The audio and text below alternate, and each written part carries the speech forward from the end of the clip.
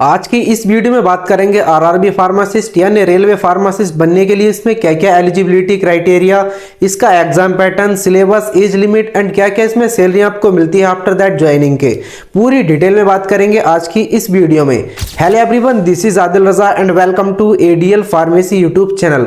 Guys, आज की इस वीडियो में आपको बताने वाले हैं कि आपको आरआरबी फार्मासिस्ट बनने के लिए इसमें क्या क्या eligibility criteria, exam pattern, syllabus, age limit and क्या क्या इसमें सैलरी रहती है पूरी डिटेल में बात करेंगे। कुछ स्टूडेंट्स की कमेंट्स थी कि सर आपने आरआरबी फार्मासिस्ट वैकेंसी के लिए बोला था लेकिन अभी तक आरआरबी फार्मासिस्ट वैकेंसी के बारे में कोई भी अपडेट नहीं है। तो देखिए, आप सभी को बता दूं कि पिछली वीडियो मैंने आपको बताया था कि आरआरबी ने अभी फिलहाल में अपना कैलेंडर जारी किया है। इस कैलेंडर में जुलाई से लेकर सितंबर तक फार्मेसी में आपकी बहुत ज्यादा पदों पर आपकी वैकेंसी आने वाली है आरआरबी फार्मासिस्ट के लिए।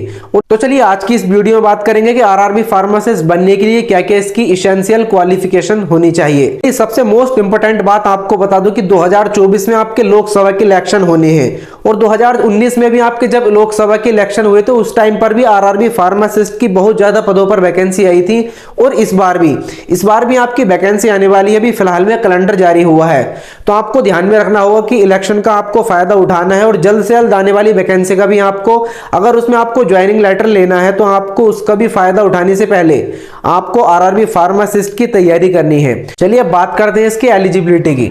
बात करें एलिजिबिलिटी की तो आफ्टर 12th विद साइंस, यहां दोस्तों आपने अगर 12th साइंस के साथ किया है, इसके बाद आपने डी फार्मेसी की हुई है तो आप इसमें एलिजिबल हो, आप इसमें आवेदन कर सकते हो।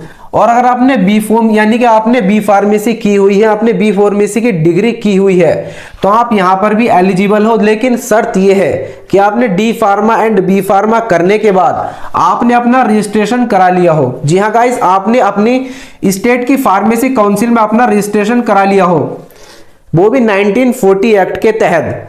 तो ये सबसे बड़ी आपकी शर्त है कि आपने अगर डी फॉर्म या बी फॉर्म किया है तो साथ आपको इसमें अपना रजिस्ट्रेशन कराना होगा 1940 एक्ट के तहत। आप इसमें तभी आवेदन कर सकते हो क्योंकि फार्मासिस्ट की जो भी आपकी वैकेंसी आती है उसमें आपको एक रजिस्टर्ड फार्मासिस्ट होना बहुत ही ज्यादा जरूरी है। तो चलिए, ये तो हुई आपकी एलिजिबिलिटी की बात कि आपको D pharma and B pharma आपकी क्वालिफिकेशन होनी चाहिए आरआरबी फार्मासिस्ट की। अभी फिलहाल में जो वैकेंसी आई थी 2019 में, इसमें भी आपकी यही एसेंशियल क्वालिफिकेशन थी जिसमें आपके D pharma and B pharma उसमें मांगा था। चलिए अब बात करते हैं सिलेबस की कि इसमें आरआरबी फार्मासिस्ट का क्या सिलेबस रहने वाला है। तो चलिए अब बात करते हैं कि आरआरबी फार्मासिस्ट का सिलेबस क्या होता है। देखिए, आरआरबी फार्मासिस्ट के सिलेबस की बात करें तो आरआरबी फार्मासिस्ट का सिलेबस दो भागों में बटा हुआ होता है। पहला आपका फार्मेसी, दूसरा नॉन फार्मेसी। देखिए, फार्मेसी में आपने जो भी डी फार्मा या फिर बी फार्मा में पढ़ा है, जो भी आपके सब्जेक्ट होते हैं डी फार्मा में, फार्माकोलॉजी या फिर आपका pharmacognosy, pharmaceutics, pharmaceutical chemistry, pharmaceutical jurisprudence and human anatomy and physiology and जो भी आपका बी फार्मेसी में जो भी सब्जेक्ट आते हैं आपको टोटल वो कवर करने हैं। अगर आपको फार्मेसी में अच्छा स्कोर करना है तो आपने जो भी D pharma first year, D pharma second year and जो भी आपने बी फार्मा में पढ़ा हुआ है आपको वो यहाँ पर याद करना होगा। और नॉन फार्मा की बात करें तो नॉन फार्मा में आपके रीजनिंग, जनरल एप्टीट्यूड एंड जो भी आपका हिंदी, इंग्लिश, रीजनिंग वगैरह से आपसे क्वेश्चंस पूछे जाते हैं। तो देखिए, सबसे मोस्ट इंपोर्टेंट बात आपको आगे बताने वाला हूं इसके एग्जाम पैटर्न के बारे में। तो देखिए, आपको नॉन फार्मेसी एंड फार्मेसी से क्वेश्चंस पूछे जाने हैं और सबसे ज्यादा जो आपको ध्यान देना है वो आपको ध्यान देना है आपको फार्मेसी पर। अगर आपको अच्छा स्कोर करना है तो आपको फार्मेसी में ज्यादा से ज्यादा ध्यान देना होगा।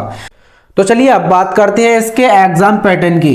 एग्जाम पैटर्न में बात करें तो सबसे मोस्ट इंपोर्टेंट आपको 70 एंड 30। जी हाँ दोस्तों, 70 नंबर आपके फार्मेसी से एंड 30 नंबर आपके नॉन फार्मेसी से, यानी कि आपको 70 नंबर आपको यहाँ पर फार्मेसी में लाने होंगे एंड 30 नंबर आपको नॉन फार्मेसी। यहाँ पर आपका जो भी क्वेश्चन पेपर आने वाला है वो आपको आता है। तो 70 और 30 यहाँ पर आपका टोटल 100 नंबर का आपका पेपर आने वाला है और 1/3 यानी कि 1/3 नंबर की आपकी यहाँ पर निगेटिव मार्किंग होने वाली है। तो देखिए, ये तो हुआ आपका एग्जाम पैटर्न की 70 नंबर का आपके फार्मेसी से एंड 30 नंबर नॉन फार्मेसी में से आपके क्वेश्चंस पूछे जाने हैं। एंड अब बात करते हैं इसकी एज लिमिट की। तो देखिए भैया, इसमें अलग अलग पदों पर वैकेंसी आती है। इसमें लेवल वाइज ये आपकी जो भी ग्रेड वगैरह से आपकी वैकेंसी आती है उसमें अलग अलग आपकी एज लिमिट रखी जाती है आपकी अलग अलग कैटेगरी के मुताबिक। तो देखिए इसमें आपके जो भी मिनिमम आप एज मान लीजिए 21 से लेकर 35 साल, 21 टू 35 ईयर आपकी यहाँ पर एज रहने वाली है आरआरबी फार्मासिस्ट में। तो देखिए ये तो हुई आपकी एज लिमिट की बात कि आपकी एज 21 टू 35 ईयर आपकी यहाँ पर होनी चाहिए। अब बात करेंगे सैलरी की। तो सैलरी यहाँ पर आपकी 29,200 रुपये यहाँ पर रहने वाली है आरआरबी फार्मासिस्ट की। 29,200 रुपये सैलरी रहने वाली है, जो कि आपकी डिपेंड करती है आपके ग्रेड पर कि आपकी कौन सी लेवल की वैकेंसी है।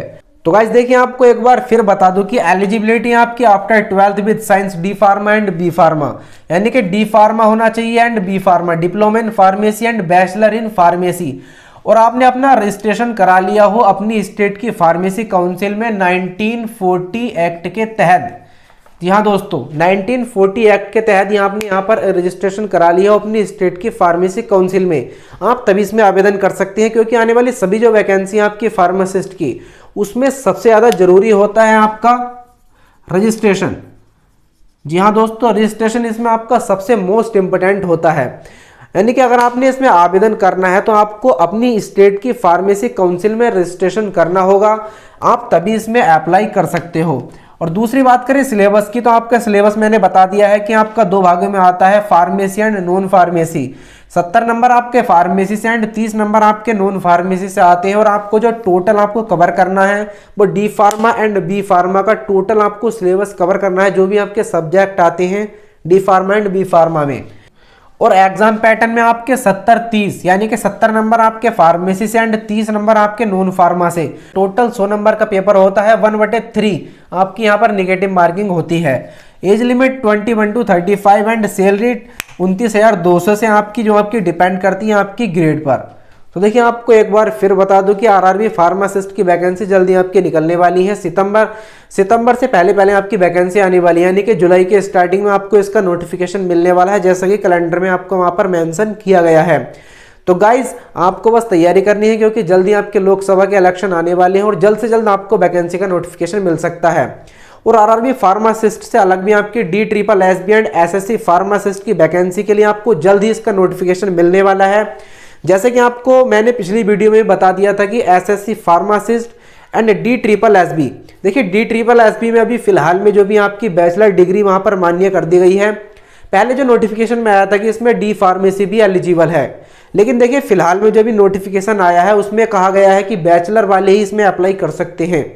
तो देखिए, आप सभी को बता दूं कि आने वाली जो भी वैकेंसी आपकी SSC फार्मासिस्ट की, उसमें भी ऐसा हो सकता है, वो तो आपके नोटिफिकेशन आने के बाद ही पता चलेगा। लेकिन आपकी जो रेलवे की वैकेंसी आती है उसमें आपको D pharma and B pharma दोनों ही यहाँ पर इसमें एलिजिबल होते हैं। तो गाइज, आपको आने वाली जो भी फार्मासिस्ट की वैकेंसी है, जो भी फार्मासिस्ट की आने वाली वैकेंसी है, उसकी आपको अपडेट मिलने वाली है। उसके लिए आपको एक्टिव रहना होगा हमारी यूट्यूब चैनल ADL फार्मेसी पर, ताकि आने वाली आपको वीडियो का नोटिफिकेशन मिल सके और आप आने वाली फार्मासिस्ट वैकेंसी में आप अपना आवेदन कर सकें। तो गाइज, आई होप कि वीडियो आपको पसंद आई होगी। वीडियो पसंद आई हो तो वीडियो को लाइक कर देना और हमारी इस यूट्यूब चैनल ADL फार्मेसी को सब्सक्राइब कर लेना। तो गाइज, मिलते हैं एक और नेक्स्ट वीडियो में।